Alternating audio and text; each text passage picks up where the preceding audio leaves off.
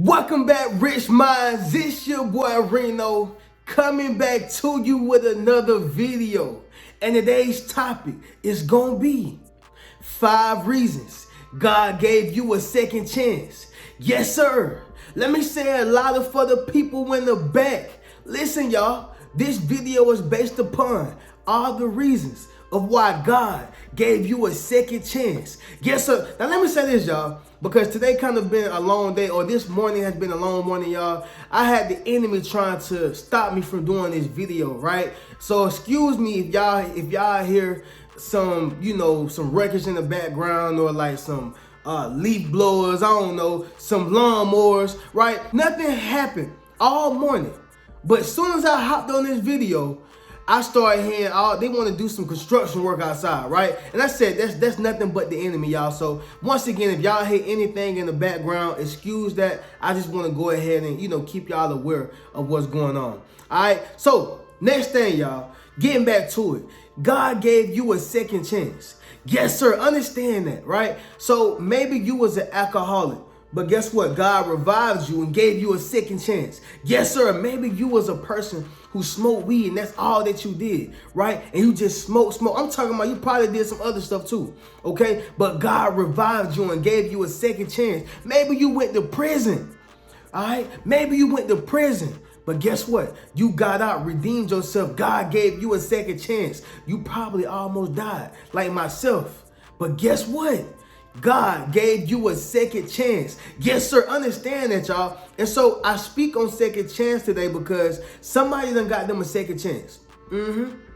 For some people, y'all probably got third, fourth, fifth, sixth chances. Okay? Because God is a forgiving God. But I want you to understand something. Whatever chance you on, understand that you did not get it for no reason. He didn't just give it because he said, you know what? I just want to give them a second chance to do the same thing. No. He said, look, I want to give you a second chance so you can be great. Yes, sir. Somebody drop in the comments and say, I am great. Yes, sir. Make sure you drop in the comments and say, I am great. See, God gave you that second chance to revive, redeem, and replenish.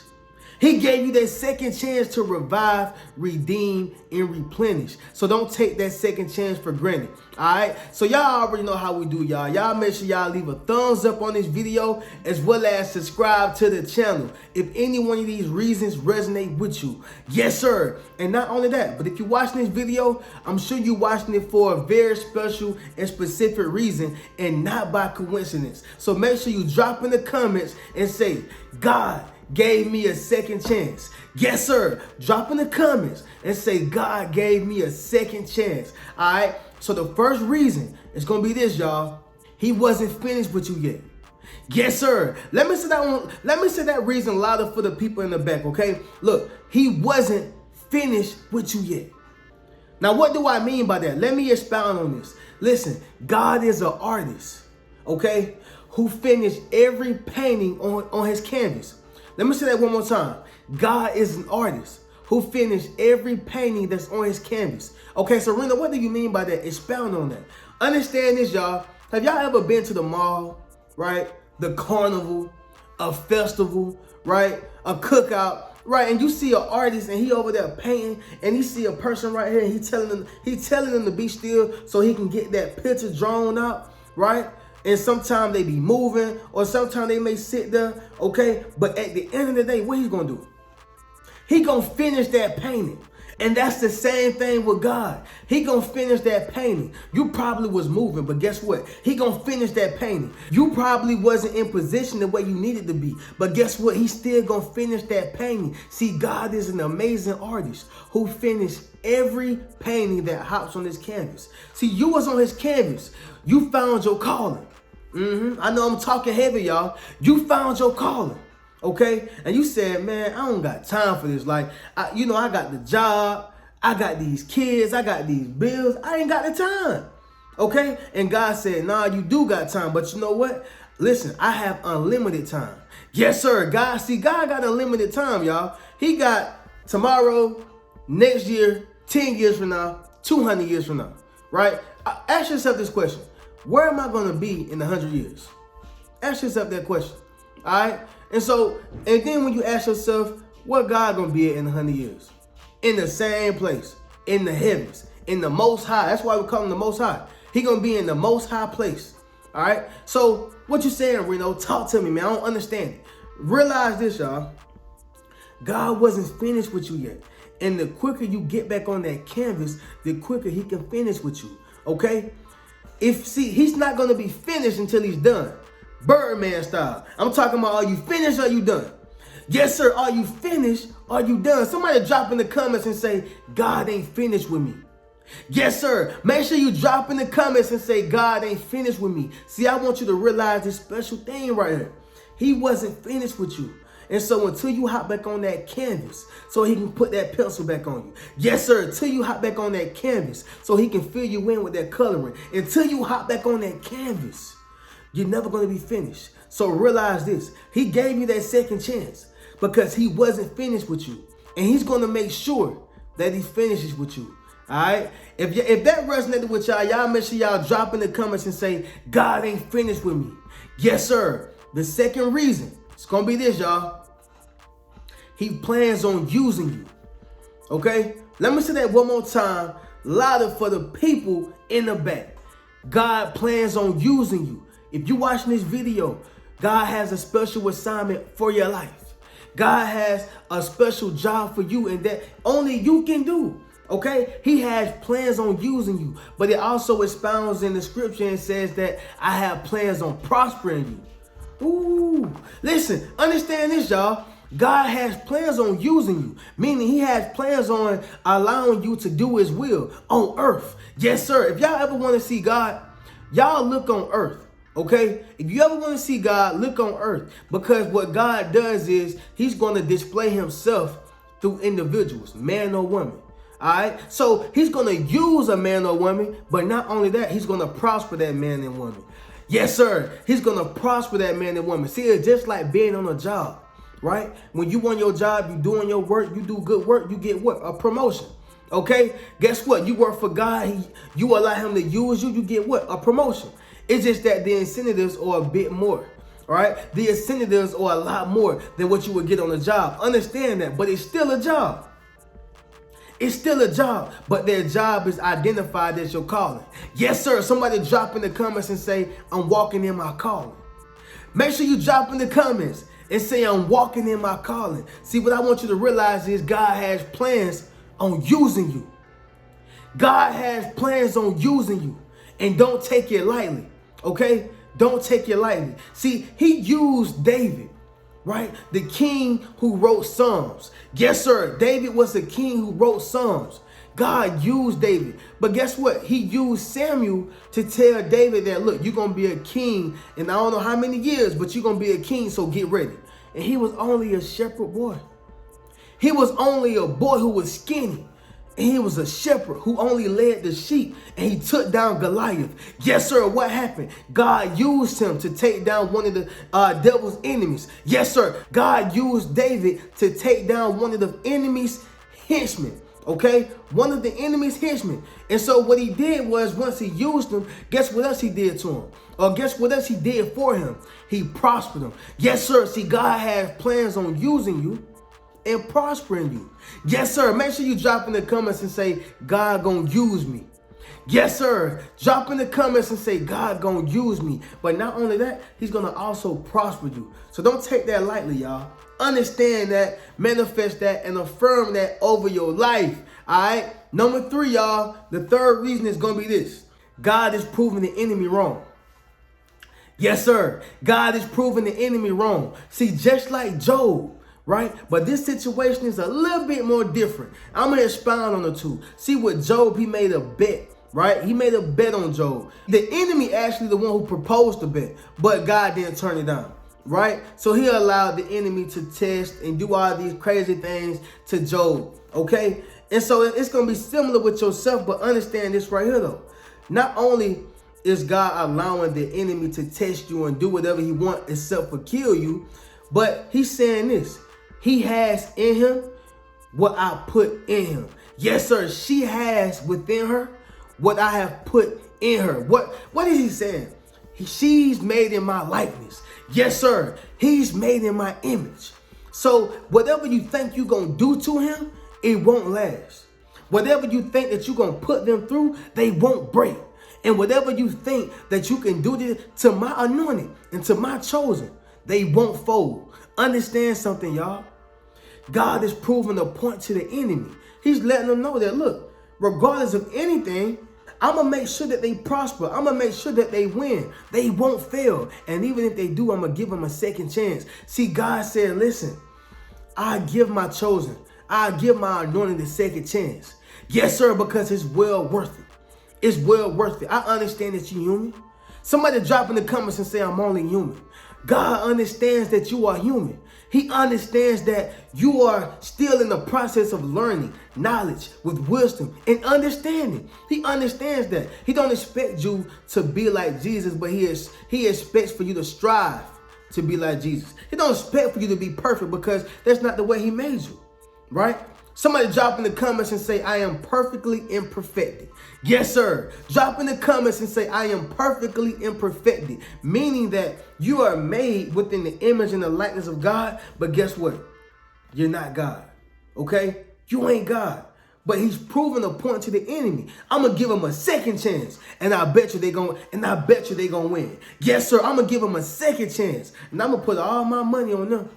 I'm going to give them a second chance because I know they're going to be great. Yes, sir. Understand that, y'all. Somebody drop in the comments and say, God has given me a second chance. Yes, sir. Make sure you drop in the comments and say, God has given me a second chance.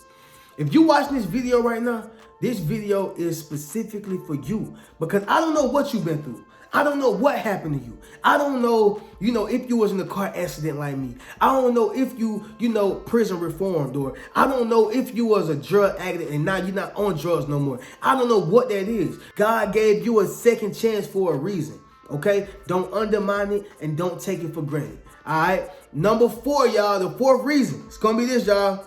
Somebody needs your story. Yes, sir. Let me say that one more time, y'all. Somebody needs your story, okay? You've been through something called a test, and you came out on the other side. Yes, sir, with no bumps, bruises, or scratches. With no bumps, bruises, or scratches, right? That's called a testimony because you're able to uplift the spirit of the weak. Yes, sir, you're able to uplift those who are weaker than you with your story, right? Anybody can sit here any day and say, yeah, I did that. I did this. But where's your testimony at though? Yeah, I done did this. I made $1 million. How did you make your $1 million? What did you have to go through? Yeah, I built the business and now I've been successful for 10 years. But how did you build your business and what failures did you learn on your way to success? Yes, sir. See, God want to pour that testimony out you. God got to pour that testimony out you because it's something that you know. It's something that you've been through that's going to help uplift the other people. And when I say the other people, those who are not as strong as you. See, only the strong survive, y'all. I'm going to say that one more time. Only the strong survive, y'all. Make sure y'all drop in the comments and say, only the strong survive. The reason why I put so much emphasis on that is because when the strong survive, that means that they understand how to make it. They have the knowledge and wisdom on what it takes to survive, and they can show someone else how to survive. Realize that, y'all. You got to understand how important it is to uplift other people, because when you uplift other people, you become stronger. Yes, sir. Like Caesar said from Planet of the Apes, y'all, we are stronger together. And so God uses his anointed, he uses his chosen to uplift other individuals so he can bring them in. You got to bring in all the other individuals, right? Because you can't do it alone. And so God is using you, and he wants to use you to motivate and uplift other individuals with your story. You done been through something. I don't know what it is. Only you know what you've been through. But since you've been through that, you got to tell that same story to somebody else so they can use your story as a survival guide to get through whatever they're going through, okay? And number 5, y'all, you are walking in prophecy. Yes, sir. Let me say that one louder for the people in the back. Understand this, y'all. You are walking in prophecy. Everything that you've been through and everything that you're going through, it's all happening for a reason. Yes, sir. Make sure you drop in the comments and say it's happening for a reason. Yes, sir. Make sure you drop in the comments and say it's happening for a reason. Everything that you've been through, it happened for a reason. Everybody who walked out your life happened for a reason. Everybody who came into your life happened for a reason. Everything that you learned happened for a reason. It don't matter what happened in your life. Understand, and you must know that it happened for a reason. You are walking in prophecy. Right? Now let me conjoin this with the second chance. See, as you are walking in prophecy, right? It don't matter how many times you fail. So honestly, the video can be called, right? God has given you multiple chances. Because it don't matter how many times you fail. It don't matter how many times you fail. You're gonna always get back up because it's a prophecy, right? It's a decree over your life. I probably told y'all this story, but I'm gonna tell it to y'all again. I never forget, y'all, when I went inside Walmart, okay, this lady just walked up to me and said that it's a decree over your life.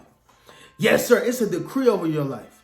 You are a multi-millionaire, right? And so to this day, without giving y'all the long story, to this day, I still wonder, like, dang, like, did God give her that message? Like, what was it that made her just want to tell me that? What was it that made her want to tell me that? And so I say to you, I want you to realize something, y'all. People will see it on the outside. People will see it, you know, those who are not as close to you. They're going to see your anointing. They're going to see your prophecy. They're going to see all that. So I want you to realize something. It has to happen. You are walking in prophecy. Other people going to see it, right? Maybe your family and friends don't see it. But sometimes God puts strangers in position to pass on a blessing to you. And sometimes that blessing is not money or materialistic. It can just be a message. Yes, sir. Do y'all realize that back in the Bible days, in the biblical times, they sent people with scrolls and they sent prophets with scrolls and, you know, prophets with messages to tell them what was going on? That was a blessing. Because guess what? If people didn't follow Noah, they would have died. Yes, sir. If people didn't follow Moses, guess what? They would have stayed enslaved. Yes, sir. And if people didn't follow Abraham, they would have never, you know, found the promised land. Right? Or they would have never been a part of the greatness that Abraham brought to the table. So a message is just as well as a blessing as money or materialistic possessions. Right? So understand that you are walking in prophecy. Yes, sir. Somebody drop in the comments and say, I'm a walking prophecy. Make sure you drop in the comments and say, I'm a walking prophecy. So look, y'all, I can't end this video no better. I want you to realize something. God gave you that second chance for a reason. Okay? Don't piss it off. Utilize that second chance. And for some of y'all may be on y'all third, fourth, fifth, sixth, whatever the case is. Understand that you have a prophecy and you got to continue to walk in it. You have a second chance and it's not by coincidence. All right. So with that being said, y'all can hit the links in my description. Check out any one of my books. That's Fairly Unequal. That's Rich Mentality, Traumatized by Love, as well as 8 Steps to Self-Publishing a Successful Book. Also, be sure to check out any one of my memberships. That's my YouTube membership as well as my Patreon. I'm going to catch y'all in the next video. Keep a rich mentality. Peace.